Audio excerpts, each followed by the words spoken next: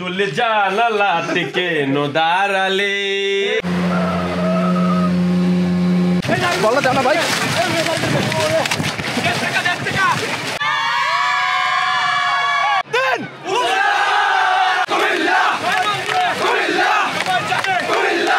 তোমরা কি আজেরা কাম করতেছো? সবাই দোয়া করবেন, ভাইয়ের বিয়াটা কিন্তু হইতেছে না, কিন্তু যেভাবে হোক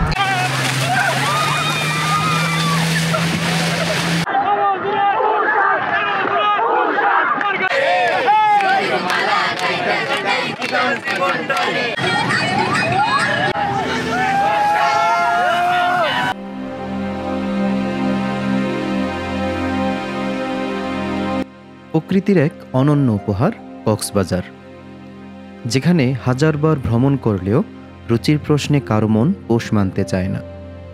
কারণ বিশ্বের দীর্ঘতম এই প্রাকৃতিক সমুদ্র সৈকত ভ্রমণ পিয়াসীদের তার রূপ লাবণ্য দ্বারা এমনভাবে দূর থেকে আকর্ষণ করতে থাকে যে কেউ বারবার মন্ত্রমুগ্ধের মতো তার পানে ছুটতে শুরু করে। কক্সবাজার মানে মেরিন ড্রাইভ, আর মেরিন ড্রাইভ মানে এমন এক সৌন্দর্যের খনি যার এক পাশে পাহাড় আর অন্য পাশে বিশাল সমুদ্র সৈকত। আজকের এই ভিডিওতে বিশাল এই সমুদ্র সৈকতের এমন কিছু সৌন্দর্য ভিন্ন আঙ্গিকে আপনাদের সামনে তুলে ধরব, যা দেখলে আপনিও জেনে যাবেন কিভাবে কক্সবাজার ভ্রমণ করলে তার আসল সৌন্দর্য উপভোগ করা যায়। তো চলেন ভিডিও শুরু করা যাক।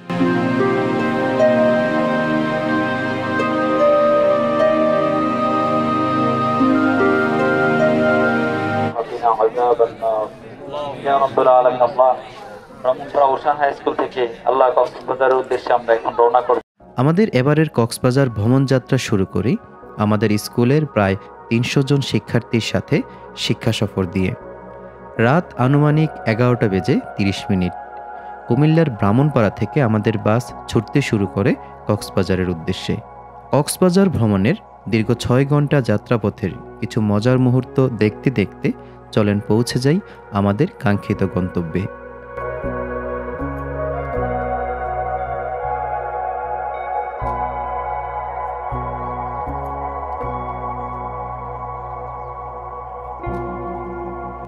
সকাল 7:10 কক্সবাজার সুগন্ধা পয়েন্টে পৌঁছে বাস থেকে নেমে সরাসরি চলে যাই হোটেল রিসিপশন পয়েন্টে।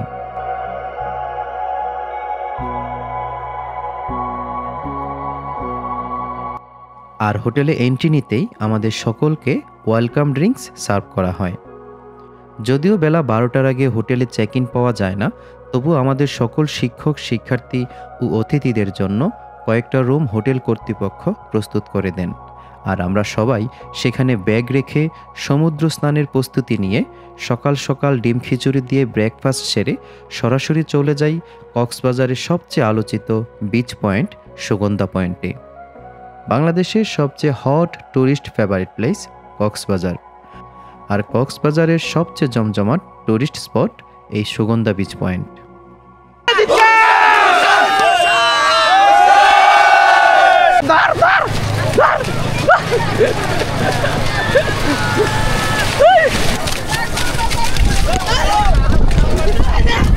বলা জানা ভাই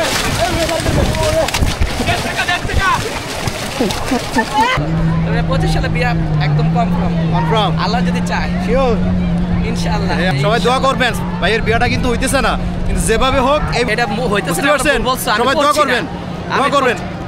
তোমরা কি আজেরা কাম করতেছো? কি বানাইতেছো?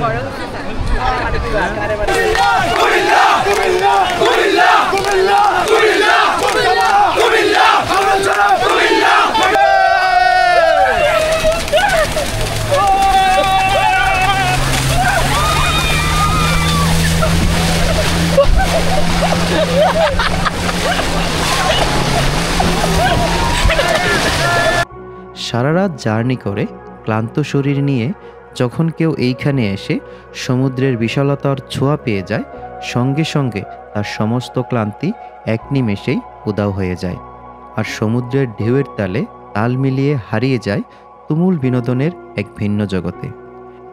আমরাও আমাদের এবারের কক্সবাজার ভ্রমণের অত্যন্ত আনন্দঘন মুহূর্তগুলো উপভোগ করতে শুরু করি এই সুগন্ধা বিচ পয়েন্ট থেকে। লাগাতার 2.5 থেকে 3 ঘন্টা সমুদ্র স্নান, ডুবাডুবি, আনন্দ উল্লাস এবং ফটো সেশন শেষ করে দুপুর 12:30 নাগাদ হোটেলে ব্যাক করে ফ্রেশ হয়ে বেরিয়ে পড়ি লাঞ্চ করার উদ্দেশ্যে। আর হোটেল জাউবাগান থেকে দুপুরের লাঞ্চ শেষ করে কিছু সময় রেস্ট করে ক্লান্ত শরীরকে চাঙ্গা করে ফেলি। বিকেলবেলা আবারও সবাই একযোগে বেরিয়ে পড়ি বিচের উদ্দেশ্যে।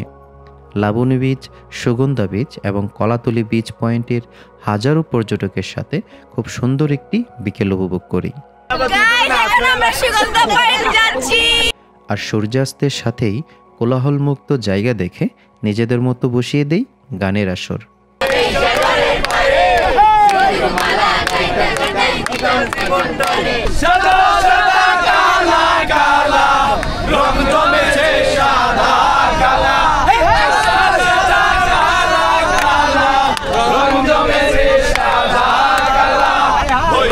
আমি মন পাগেলা বসন্তকালে, তুই বন্ধু কালা পাখি আমি যেন কি বসন্তকালে তোমায় বলতে পারি। এইভাবে খুব সুন্দর একটি গুদুলি উপভোগ করে আমাদের এবারের কক্সবাজার সফরের প্রথম দিন শেষ করি।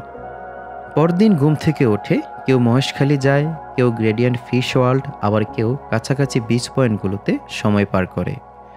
তারপর কিছুটা তড়িঘড়ি করে দুপুর না হতেই লাঞ্চ শেষ করে 25টি চাঁদের গাড়িতে চড়ে সবাই দলে দলে কক্সবাজারের সব থেকে প্রধান আকর্ষণ মেরিন ড্রাইভ ঢুকতে শুরু করি। এইখানে উল্লেখ্য যে কক্সবাজার একজন ট্যুরিস্টের জন্য যত সব আয়োজন করে থাকে তার 50% আয়োজন এই মেরিন ড্রাইভেই করা হয়ে থাকে। তাই কেউ কক্সবাজার আসবেন কিন্তু মেরিন ড্রাইভ ঢুকবেন না, এই ভুল করবেন না। আপনি চাইলে আমাদের মতো জিপ ভাড়া করে মেরিন ড্রাইভ আসতে পারেন, অথবা চাইলে এনআইডি জমা দিয়ে বাইক ভাড়া করেও মেরিন ড্রাইভ ঢুকতে পারেন। এই মেরিন ড্রাইভে আমাদের এবারের গন্তব্য পাটুয়ার টেক সমুদ্র সৈকত। তাই আনুমানিক 1.5 ঘন্টা চাঁদের গাড়ি দৌড়িয়ে সবাই পৌঁছাতে শুরু করি কক্সবাজারের ভিন্ন এক নতুন আকর্ষণ পাটুয়া টেক সমুদ্র সৈকতে। কলাতলি, সুগন্ধা ও লাবণী সমুদ্র সৈকতগুলো যেখানে প্রচুর পর্যটকদের উপস্থিতিতে কোলাহলপূর্ণ থাকে, সেখানে এই পাটুয়া টেক সামান্য পর্যটকদের উপস্থিতিতে কোলাহলমুক্ত ভিন্ন এক সমুদ্র সৈকত উপহার দেয়।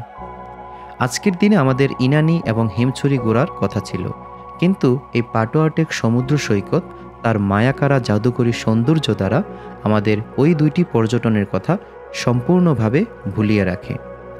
এক পাশে তাকালে সবুজের অরণ্য, সুউচ্চ পাহাড় চোখে পড়ে, আর অন্য পাশে তাকালে সুবিশাল ঢেউ আছড়ে পড়া সমুদ্র সৈকত চোখে পড়ে। পুরো বিকেল জুড়ে এইখান থেকেই আমরা চমৎকার একটি সূর্যাস্ত অবলোকন করি। আর নিজের অজান্তেই কখন যে দিনের আলো চলে গিয়ে সন্ধ্যা নামতে শুরু করে তা টের পাইনি। যাই হোক, পাটুয়া টেক সমুদ্র সৈকত থেকে এক কথায় অসাধারণ কিছু মুহূর্ত উপভোগ করে হোটেলে ব্যাক করি। আর হোটেল থেকে সামান্য ফ্রেশ হয়ে কেউ কেউ চলে যায় বার্মিস মার্কেট, আর কেউ কেউ সুগন্ধা লাবণী বিচ পয়েন্টের দোকানগুলো থেকে শপিংয়ের কাজ শেষ করি। আর এই শপিং শেষ করে সবাই শেষবারের মতো রাতের আধারে সমুদ্রের গর্জন শুনতে চলে যায় সরাসরি সুগন্ধা পয়েন্টে। আর এইখান থেকেই আমাদের 3 দিন 2 রাতের কক্সবাজার ভ্রমণের ইতি টানি।